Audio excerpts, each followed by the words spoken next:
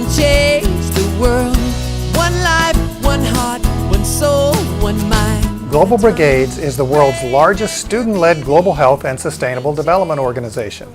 They have mobilized thousands of students and professionals through 9 skill-based programs that work in partnership with community members to improve the quality of life. Rainmakers recently caught up with the director of Global Brigades in the Republic of Ghana. From Cape Coast, Rainmakers brings you Asamoah Ismaeel.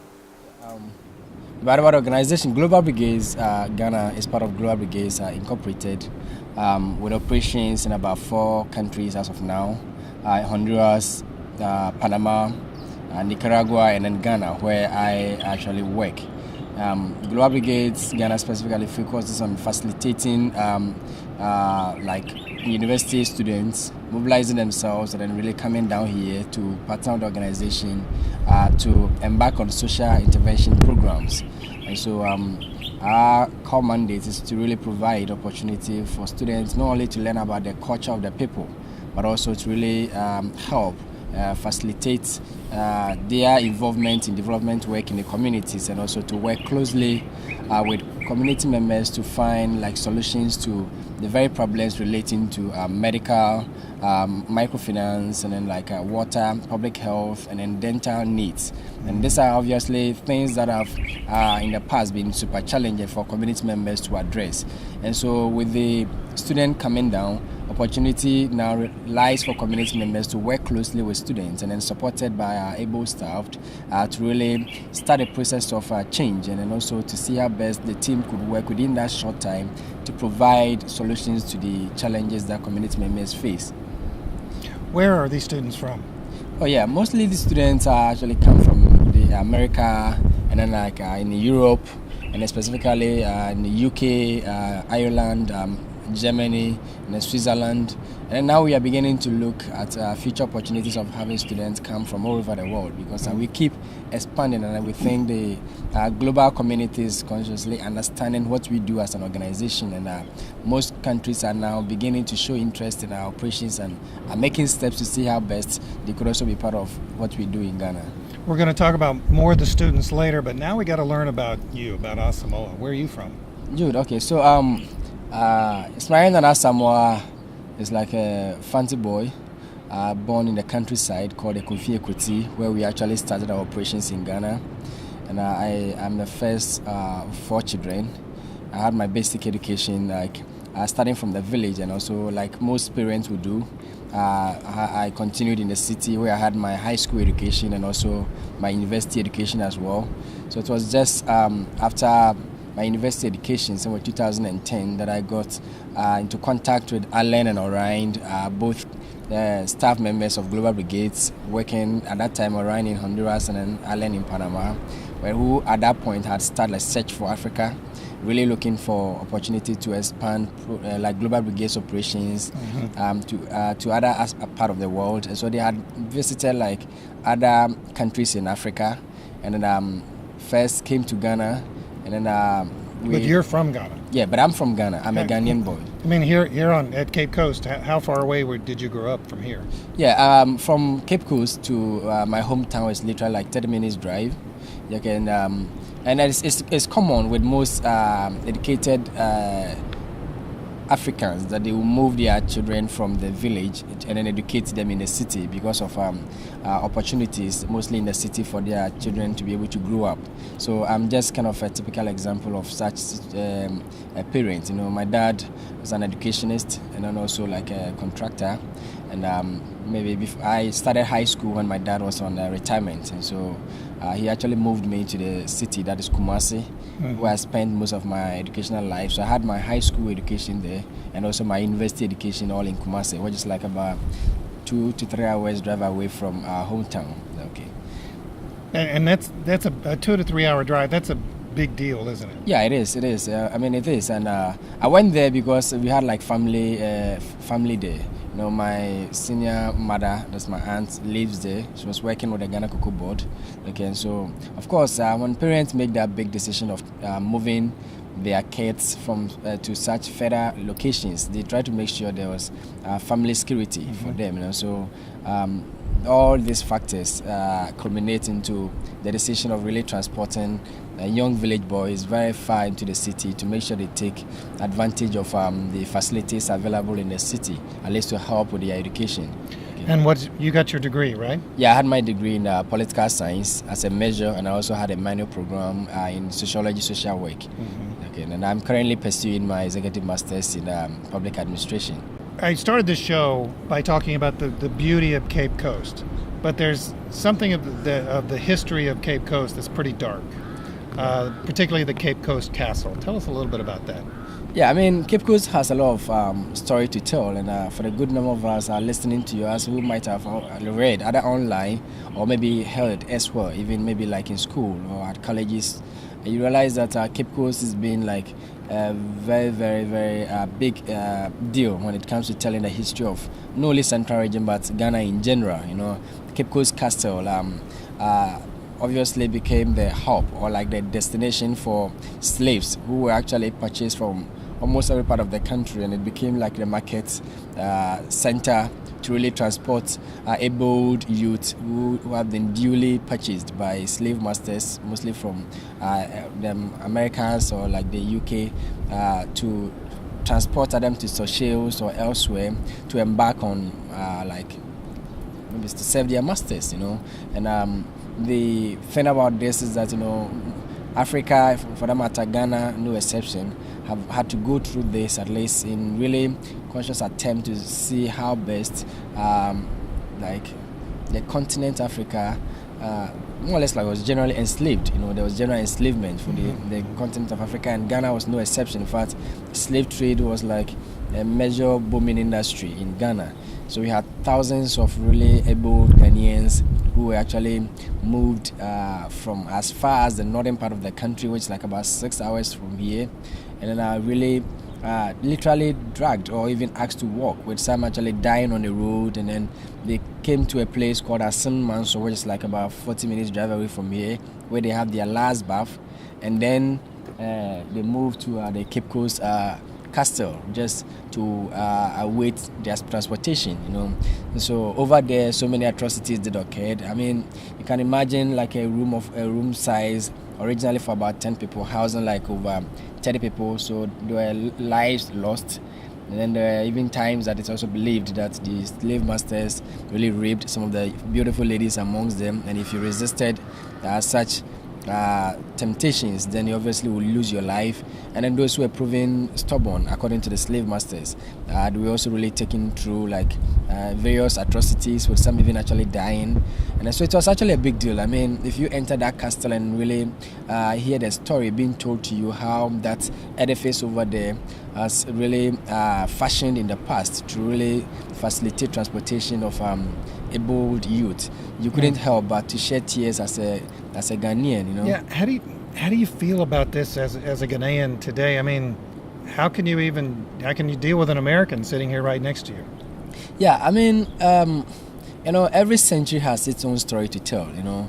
And every time appears in the life of man to really provide you the opportunity to learn moving forward. I mean, I'm sure at that point the slave masters didn't just walk into homes and start capturing people. There was virtually like a mutual agreement with forefathers, and I'm sure for which reasons they might not necessarily be privy to the decision they were accustomed themselves to, willingly facilitated the activity to happen. And so all these things, sometimes we feel like our own people had been part of really creating these atrocities to their own people. So there's always a lesson to learn from this. One, it comes to culminate into decision making. It culminates into how we reason as Africans, for that matter Ghanaians, and then to also see how in the near future we wouldn't make such mistakes. You know, maybe many of these things were actually done without understanding. Our people for that time were really coming very close to the whites. You know, they had virtually no idea, because we all were seen around them are like the same color, black. And so when you came into contact with the white man for the very first time, there was definitely the perception that there was salvation in awaiting. And so whatever came from the white was taken like as the gospel, you know. And we also, and I don't also forget that religion also played a very integral part in many of these things, you know. Really, religion became like a tool which actually led to the facilitation of most of these things happening. And so the Western world in history had been seen like a place that is almost like a paradise, a place that you really would love to really listen without questioning.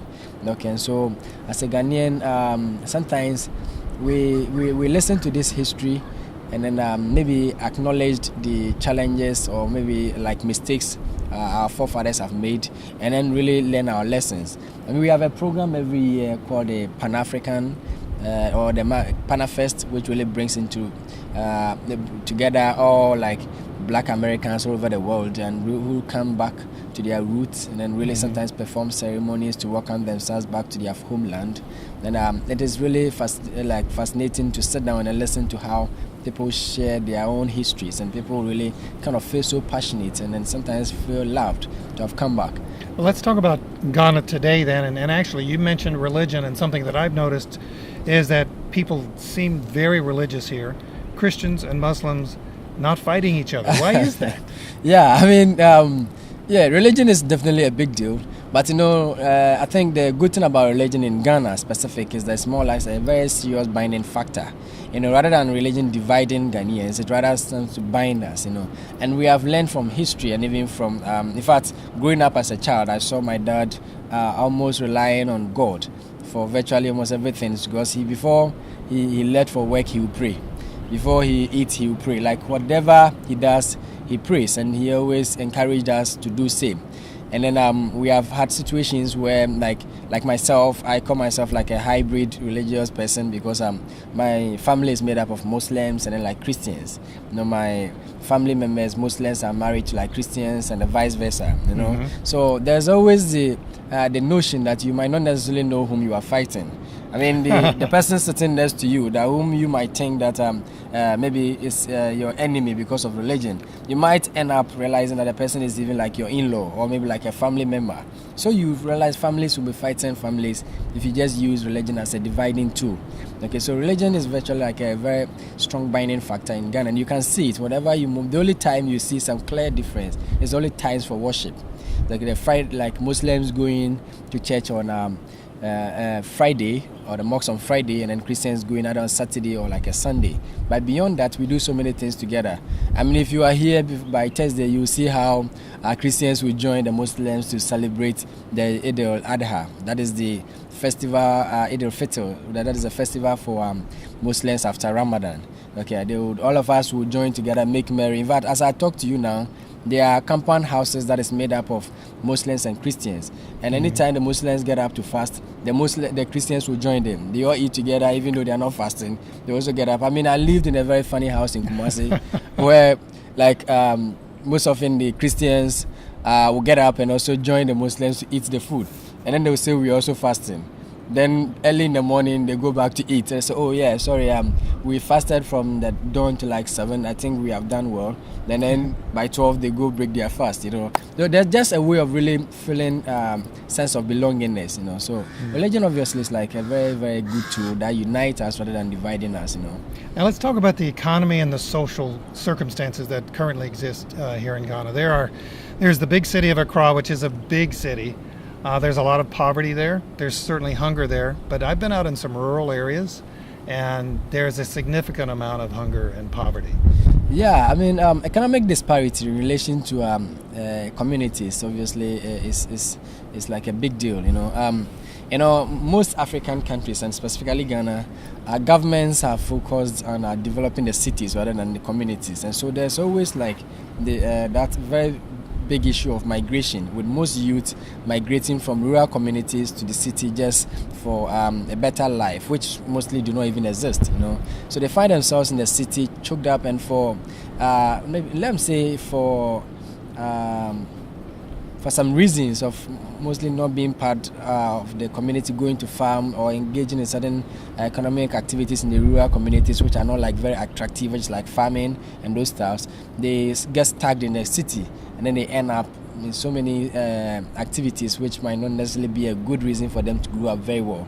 I mean, in the city you go there and most of those people you see struggling with life over there are mostly people from rural communities who have gone into the city for a greener lifestyle, but end up seeing that it's not the situation, and for some reasons they don't want to come back home, and so they try to get used to the city life, and then and there's that prestige, in Ghana. I mean, if you traveled to the city and came back, people respected you. And I've listened to people who really share their stories about being respected anytime they came to the city, even though they have virtually nothing in their pocket.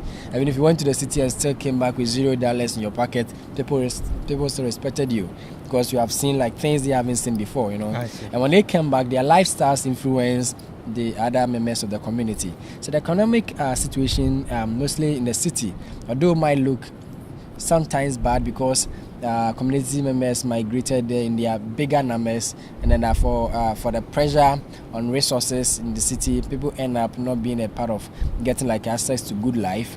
Okay, it turns out to really affect, and because of that, the government also focuses on accommodating the higher numbers in the city.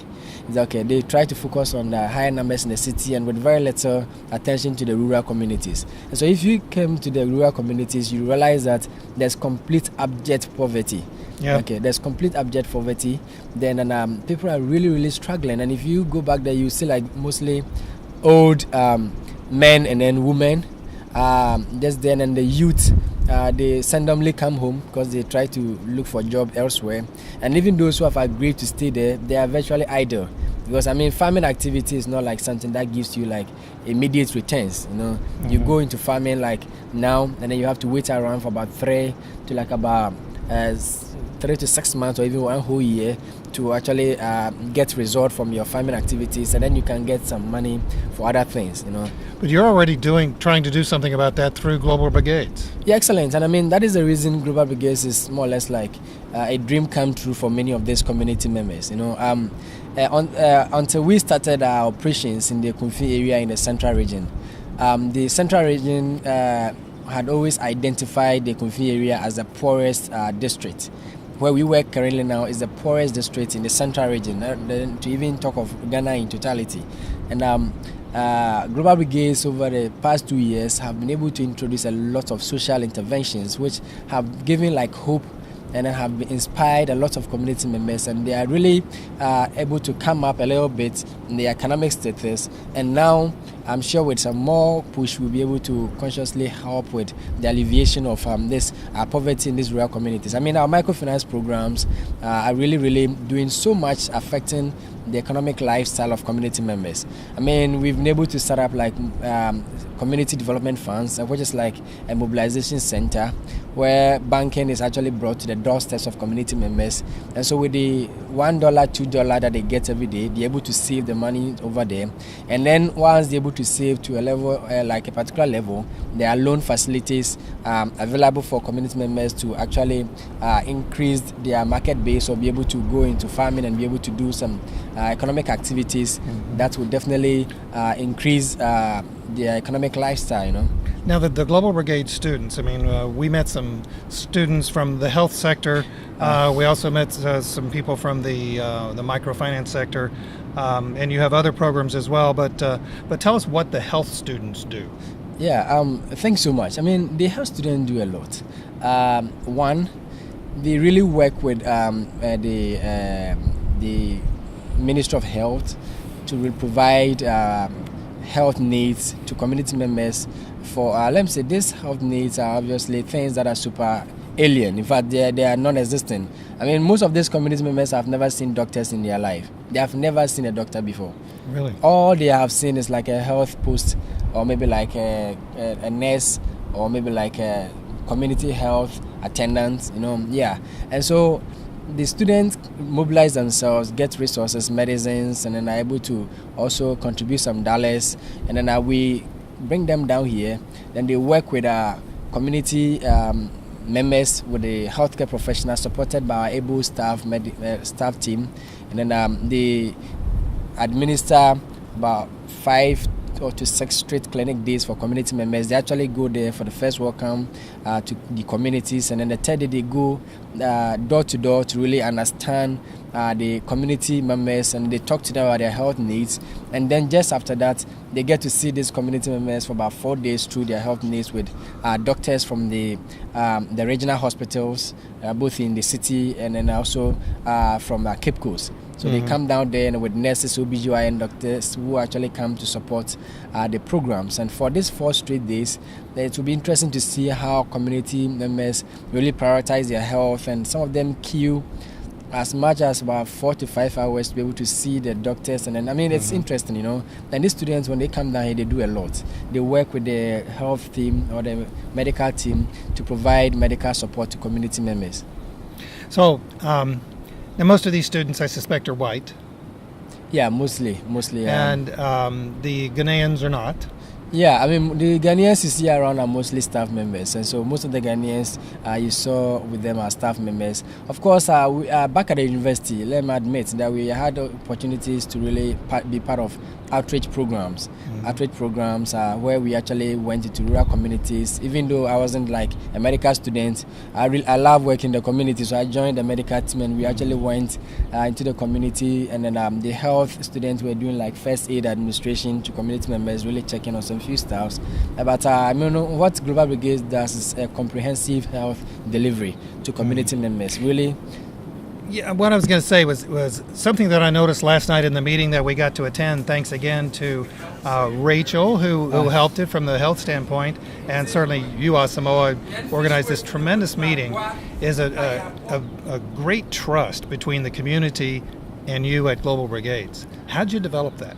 Dude, yeah, it's really taking us time to be able to build this trust. You know, for some past, let me say, in the past, most NGOs maybe mostly started by like Ghanaians, and sometimes also supported by some foreign counterparts, have more or less like embarked on activities that really led to mistrust from community members. You know, sometimes there are activities culminating to community members feeling cheated, and so now it's hard to get community members to really trust you if they don't really understand your activities. But I know what Global Brigades has been able to do in the past, and mostly these communities are communities that myself have worked with in the past. I've done a lot of activities in these communities, so they actually knew me very well before coming into Global Brigades. And so my presence in the team, and also with the support coming from all the team members, I think we've been able to strengthen the relationship. I mean, one good thing about this organization is that we prioritize community relationship. So we don't necessarily go there when we have programs. We go there even when we don't have programs. We hang out with them. We partner them for the activities. In fact, we have had occasions where some of the students and even staff members have been given some traditional leadership roles even in the community.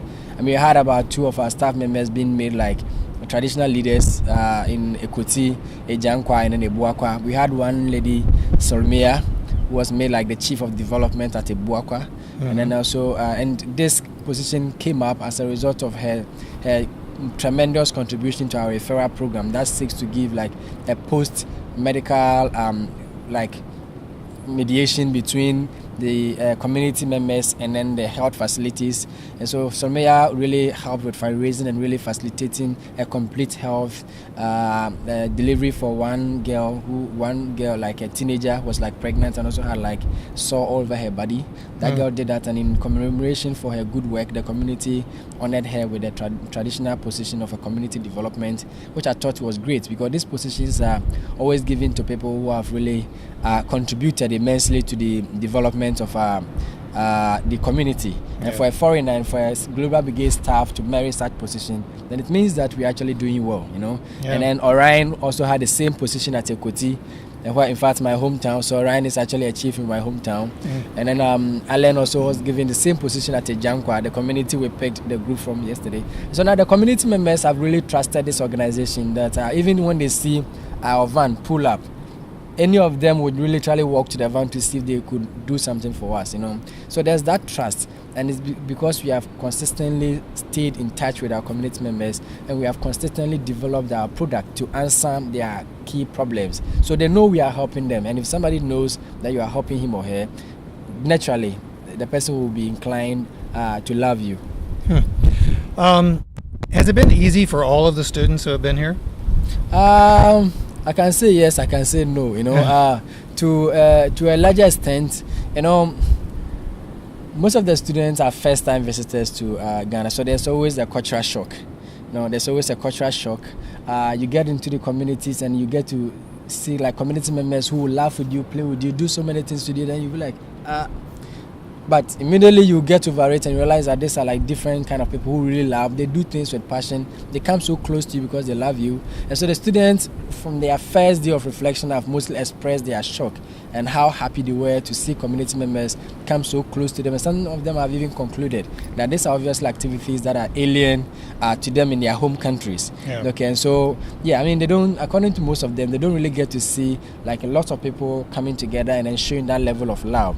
And so there's that shock, and it's easier because most of our programs are super structured and it is planned in such a way that it makes the students easily adapt to the ongoing process. And so you see your activities reflected. Yeah. And whatever little contribution that you give out, still culminating to the overall result that is received at the end of the... I got to ask you this. What's been the funniest moment in dealing with a student? You don't have to say the student's name, but what's been the funniest moment? Dude, there have been a lot, There are times that, there are some certain students who come and they naturally feel like they should be allowed to just party around rather than focusing on community works. They just want to be allowed to go to Kipus, dance, then do so many stuffs. But we feel like, as long as you've committed a lot of resources coming down here, you should be allowed to actually have a complete feel of the program. You should answer the very questions for which reason you have signed up for brigades. A brigade is an individual who has really understood the concept or the product offered by the organization and then makes that commitment to really deliver. So if you have made that commitment and have committed all these resources, then when you should deliver. Okay, so we have always had that back-to-back expressions coming from some students that they be allowed the opportunity to go to other places just to make fun. And it's not their fault, That is what most volunteer organizations in Ghana do. They literally take like tons of thousands of dollars from students, literally bring them to the city, do some few community works, and then I'll just allow them to tour over the place, which is like to a larger extent okay, but I feel like that is never development work. If you really want to help somebody to understand development work, it should be structured and it should just be directly in line with what we've been able to set up as an organization, Global Brigades. We only have a minute left in the show, and it's been fantastic. Asamoah, you're clearly a very well-educated man. You're also a community organizer, so a lot like the president of the country where I come from. What does Ghana need today? I think it's come to time that as a country, we need to acknowledge the support coming from the international community, and also to see how we can take advantage of this support to grow our life. We should learn to fish for ourselves rather than always allowing fishermen getting us fish from the sea to eat. And that is the direction I think we should go now. With all these opportunities available to us, we feel like we have a good platform. Ghana is like obviously a beacon of hope. There's so much happening here. There's peace. There are growing opportunities in our economy, our general lifestyle. So I think that as a country, we need to really acknowledge all these opportunities and to take advantage of this to own our own development. We'll let that be the last word. It's been Asamoah Ismaeel from Global Brigades. Thank you very much for being with us. Thank you so much. Rainmaker believes we can change the world. One life, one heart, one soul, one mind at a time.